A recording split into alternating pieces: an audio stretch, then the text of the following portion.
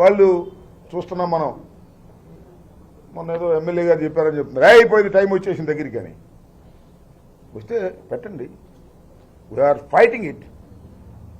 నేను మనవి చేస్తున్నా, చంద్రబాబు నాయుడు గారు 2014లో అధికారంలోకి వచ్చినప్పుడు నాకు బాగా గుర్తు, జిల్లా పరిషత్తులు, మండలాలు దౌర్జన్యాలు చేసి, అన్యాయాలు చేసి, కొట్టి కైవసం చేసుకున్నారు.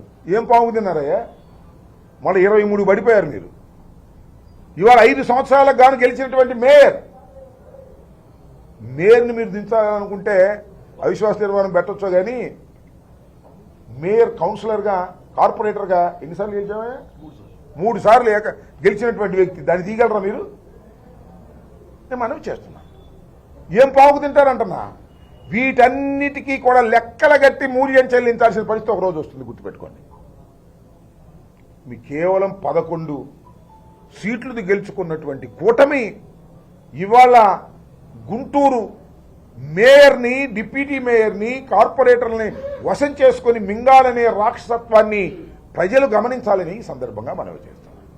ఇంకా చిత్రం, తిరుపతిలో వాళ్ళు గెలిచింది ఒకటే, 49 కార్పొరేటర్లు అయితే ఒకే ఒక కార్పొరేటర్ గెలిచాడు తిరుపతిలో.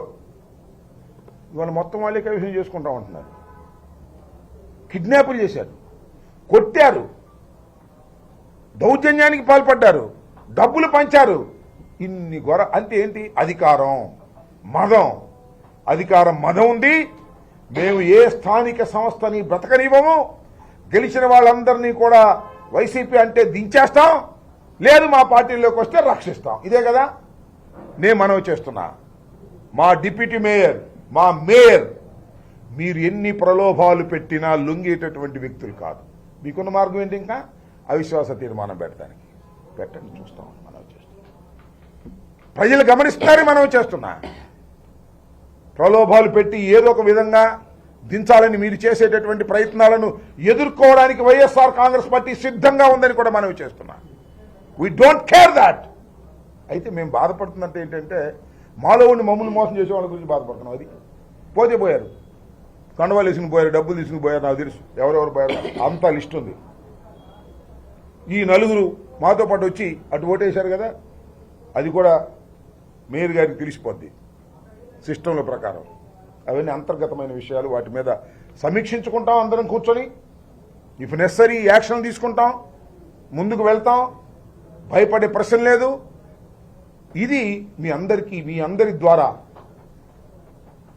గుంటూరు ముఖ్యంగా ప్రజానీకానికి ఇంత దారుణంగా జరుగుతున్నటువంటి అంశాలను, పశువులు కొన్నట్టుగా కొంటున్నటువంటి అంశాలను ప్రజల హృదయాల్లోకి చేరాలని, ఇలా మోసాలు జరుగుతున్నాయనే విషయాన్ని చెప్పాలని చంద్రబాబు నాయుడు గారు శ్రీరంగ నీతులు చెబుతున్నాడు. ఎవడన్నా పార్టీ మారితే మాత్రం రాజీనామా చేసి రావాల్సిందే అంటాడు తాడేపల్లిలో. ఇక్కడేమో వీళ్ళు కొనేస్తారు, రాజీనామా లేదు, ఏమీ లేదు. చూశారుగా చంద్రబాబు నాయుడు పరిస్థితి ఎట్లా ఉంటుందో. బెల్ట్ షాప్ ఉంటే బెల్ట్ తెస్తా అంట, బెల్ట్ షాపు లేనిది ఎక్కడ? అన్ని దొంగ మాటలు, దొంగ వ్యవహారాలు, చీటింగ్ వ్యవహారాలు చేస్తున్నటువంటి ప్రభుత్వం ఇది, కూటమి ప్రభుత్వం ఇది. ఇన్ని అన్యాయాలు జరుగుతుంటే నాకు అర్థం కాల. తిరుపతిలో ఎవరండి? జనసేన కదా గెలిచింది. తిరుపతిలో ఇన్ని దౌర్జన్యాలు జరుగుతున్నాయి కదా. 49లో 48 సీట్లు గెలుచుకున్నటువంటి వైఎస్ఆర్ కాంగ్రెస్ పార్టీనేమో పక్కకు పోయింది. ఒక్క సీటు గెలుచుకున్న వాళ్ళేమో డిప్యూటీ మేయర్ ఎన్నికలో గెలిచారు. ఇది ప్రజాస్వామ్యమా? ఏమండి, ఆ తిరుపతిలో గెలిచినటువంటి జనసేన అడుగుతా ఉన్నా, ఆ జనసేన పార్టీ అధ్యక్షుడు డిప్యూటీ సీఎం గారిని అడుగుతా ఉన్నా, అయ్యా పవన్ కళ్యాణ్ గారు ఇంత ఘోరం జరుగుతుంటే మాట్లాడవే, సైలెంట్ మోడ్లో ఉన్నావే, మాట్లాడలా.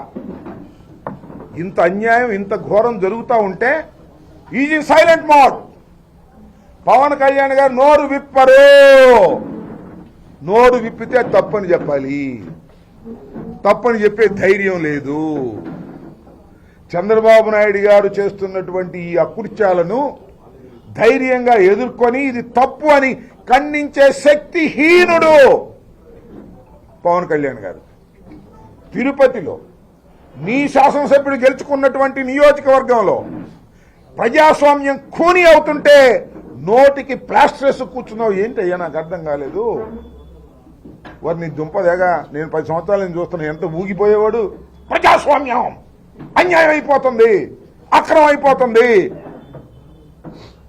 జగన్మోహన్ రెడ్డి గారు అన్యాయం చేస్తున్నాడు ఇన్ని చెప్పావు.